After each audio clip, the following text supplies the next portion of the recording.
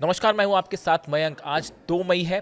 पिछले 12 घंटे के अंदर ईरान और अमेरिका से जुड़े जितने ताज़ा अपडेट हैं वो मैं आपको बताऊंगा। हॉर्मूज में क्या हो रहा है ये आपको बताऊंगा, लेकिन एक उसके पहले ज़रूरी है रूस से आई एक खबर की चर्चा करना होगा और ये समझना होगा कि आखिर ट्रंप और पुतिन के बीच क्या हो रहा है। देखिए, रूस की तुआबसे ऑयल रिफाइनरी में एक बार फिर जबरदस्त धमाका हुआ है और हमला यूक्रेन के ड्रोन से किया गया। तुआबसे जो ऑयल रिफाइनरी है रशिया की सबसे बड़ी रिफाइनरीज में से एक है और यहां से बड़े पैमाने पर जो तेल निकलता है उसको एक्सपोर्ट करता है रूस।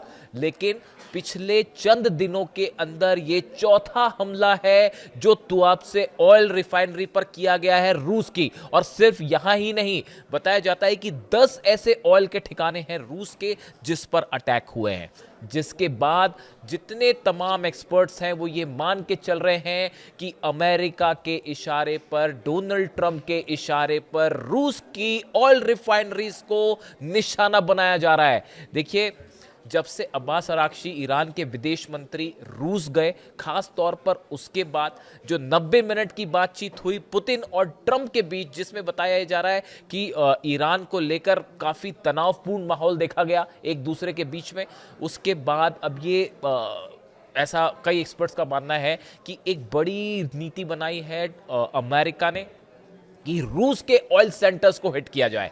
लेकिन ये तेल जलाने का अंजाम बहुत बुरा भुगतना पड़ सकता है अमेरिका को, क्योंकि सऊदी, दुबई, बहरीन, जॉर्डन जितने देश हैं सबके ऑयल ठिकाने जो हैं वो ईरान के निशाने पर हैं। देखिए, हम इसकी बात करें, लेकिन जो खबरें आ रही हैं ईरान से, अभी तक आपने इस तरह की खबरें देखी सुनी होगी सब तरफ कि अमेरिका हमला कर सकता है ईरान पर, अमेरिका जो है वो ग्राउंड ऑपरेशन कर सकता है एक बार फिर, खारमर, केशम आइलैंड और अबू मूसा यहाँ पर ग्राउंड ऑपरेशन हो सकता है। लेकिन सोर्सेस अब ये बता रहे हैं कि ईरान की तरफ से एक बड़ी रणनीति बना ली गई है अमेरिका के ब्लॉकेड को तोड़ने के लिए।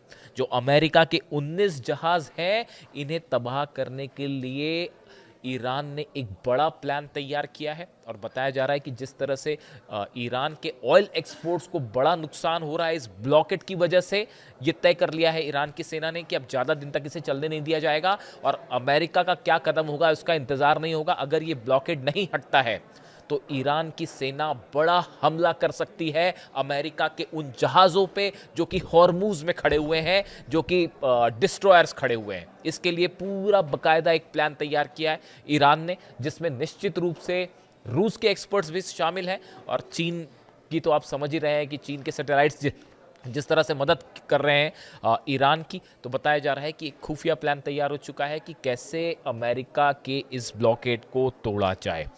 लेकिन इसके अलावा देखिए, 2 खबरें हैं जो कि बेहद अहम हैं जिस पर गौर करने की ज़रूरत है। डार्क ईगल आपने नाम सुना होगा। पिछले 2 दिन से बहुत ज़्यादा चर्चा हो रही है इस बात की कि डार्क ईगल वो हाइपरसोनिक मिसाइल है जो जिसके जो सेंटकॉम है, सेंट्रल कमांड है अमेरिका की, इसने डिमांड की अमेरिका से कि भाई ये मिसाइल्स हमें चाहिए ईरान पर हमला करने के लिए। अब आप समझिए कि आखिर क्यों सेंट्रल कमांड ये चाहता है कि हाइपरसोनिक मिसाइल्स का इस्तेमाल किया जाए। देखिए, हाल ही में जो बैठक हुई अमेरिका में व्हाइट हाउस में, जिसमें सेंटकॉम के चीफ ब्रैड कूपर जो थे वो भी शामिल थे, डैन केन शामिल थे, सब अधिकारी शामिल थे।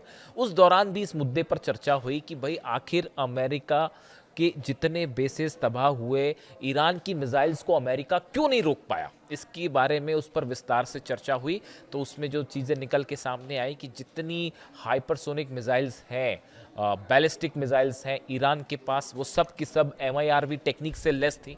एक ऐसी तकनीक जो अपना रास्ता बदल के हमला कर सकती हैं, सेजिल खास तौर पर, जिसमें उनको कोई भी डिफेंस सिस्टम इंगेज नहीं कर पाता और अगर किसी तरह का डिफेंस की तरफ से कोई मिसाइल फायर होती है डिफेंस सिस्टम से तो वो अपना रास्ता बदल लेती है, अपने हिसाब से टारगेट तय कर लेती है।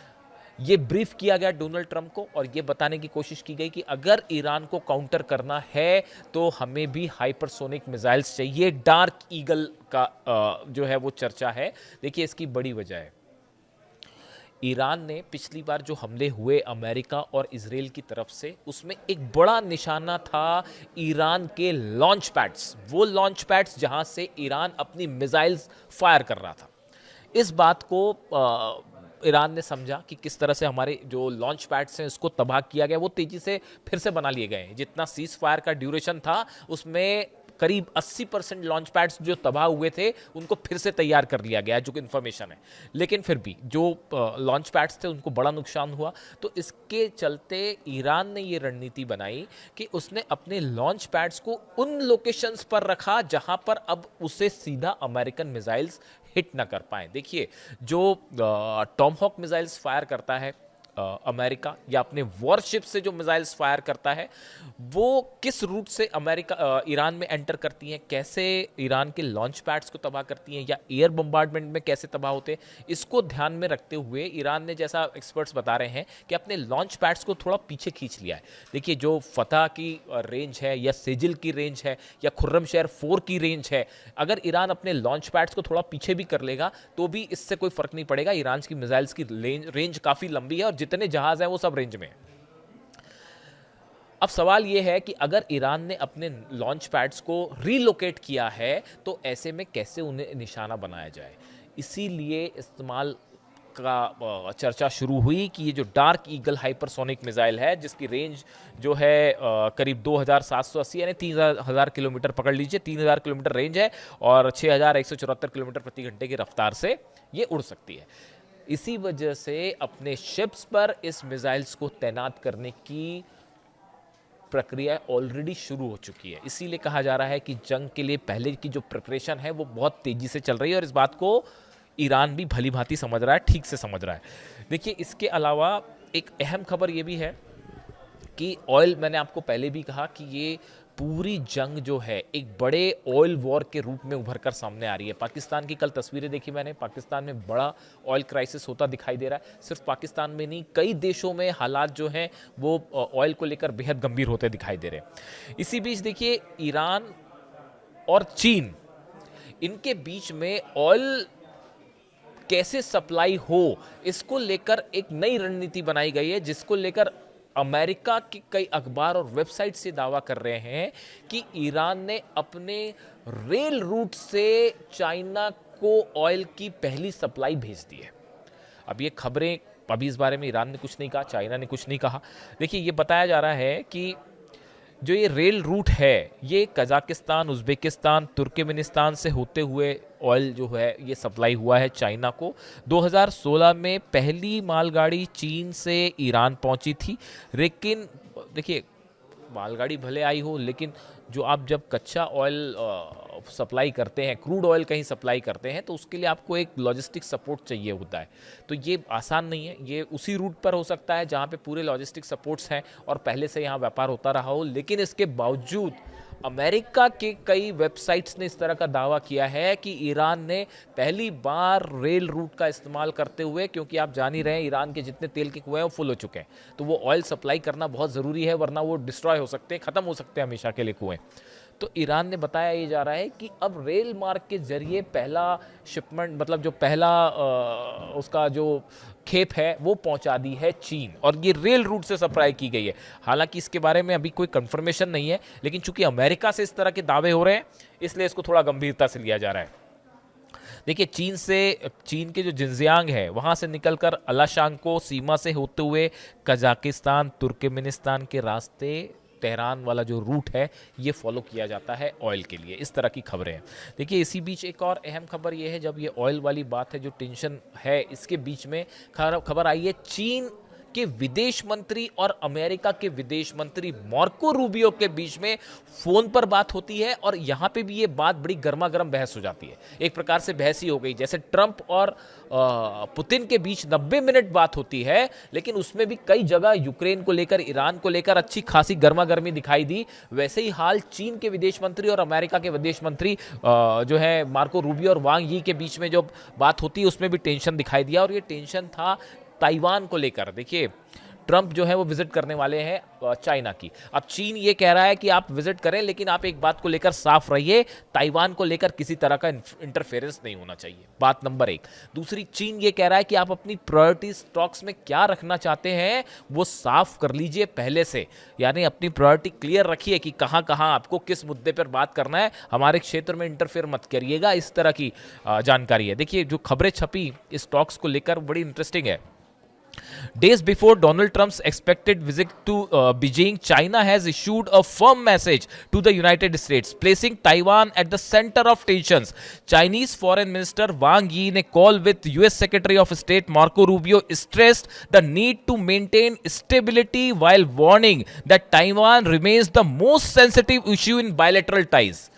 चाइना का कहना ऐसा है कि आप भले किसी भी तरह के मुद्दे पर बात करें, लेकिन आप ताइवान को लेकर हम किसी तरह की कोई बात नहीं करेंगे, ये बात साफ कर दी गई है, पहली बात। इसके अलावा कहा है, इसके अलावा जो अगली बात कही गई है वांग यी की तरफ से, Beijing described it as a core interest and cautioned Washington to make careful choices. ये कहना है चीन का कि आप जो भी मुद्दे तय करें उस पे आपकी प्रायोरिटी साफ होनी चाहिए कि किस पे आप बात करना चाहते हैं, किस पे बात नहीं करना चाहते। ये बात चीन के विदेश मंत्री और अमेरिका के विदेश मंत्री में हो रही। देखिए, ये हालात ऐसे हैं, भले ट्रंप विजिट कर रहे हो, लेकिन ऑयल बिजनेस जिस तरह से चीन का प्रभावित हुआ है, इसको लेकर खासा तनाव है चीन के बीच में और अमेरिका के बीच में हालात तो ये भी हो गए थे कि शायद ये दौरा कैंसिल ही हो जाए, लेकिन फिर भी अभी तक इस तरह की कोई जानकारी नहीं कि कैंसिल होगा या नहीं होगा।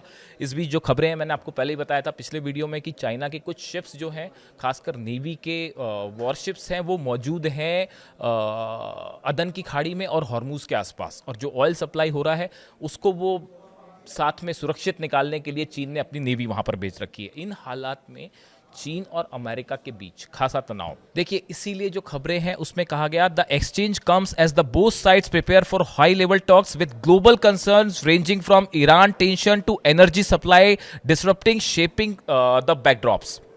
देखिए, ये कहा गया कि ये जो बातचीत हुई चीन के विदेश मंत्री की, और ये इन हालात में है जो कि ऑयल सप्लाई को लेकर दोनों देशों के बीच में और पूरे मिडिल ईस्ट में खासा तनाव देखा जा रहा है। अब इन हालात के बीच में जो कहा जा रहा है कि जल्दी ही डोनाल्ड ट्रंप एक बड़ा हमला कर सकते हैं, जिसको लेकर यूएई की तरफ से जो है अलर्ट किया गया है अपने नागरिकों को, चीन की तरफ से अलर्ट किया गया है। इन हालात में अगर किसी भी तरह का हमला ईरान पर होता है तो निशाने में हर अरब देश के ऑयल के ठिकाने होंगे, ऑयल रिजर्व्स होंगे, ऑयल रिफाइनरीज होंगी, और पूरे मिडिल ईस्ट में, चाहे सऊदी हो, चाहे यूएई हो, चाहे बहरीन हो, कुवैत हो, जॉर्डन हो, इराक हो, सब जगह ऑयल में आग लगनी तय है। और ईरान ने इसके लिए एक एग्रेसिव प्लान तैयार कर रखा है कि अगर आप ब्लॉकेट नहीं खोलते हैं तो हम इस ब्लॉकेट को तबाह कर देंगे। और इसमें रूस और चाइना दोनों की बेहद अहम भूमिका होने जा रही है, खासतौर पर अगर किसी भी तरह की फिर से जंग या तो अमेरिका की तरफ से शुरुआत होती है या अगर ईरान कोई भी जवाब देता है। इससे जुड़ा जो भी अपडेट होगा आप तक पहुंचाऊंगा। कमेंट करके बताइए वीडियो कैसा लगा। Thank you so much.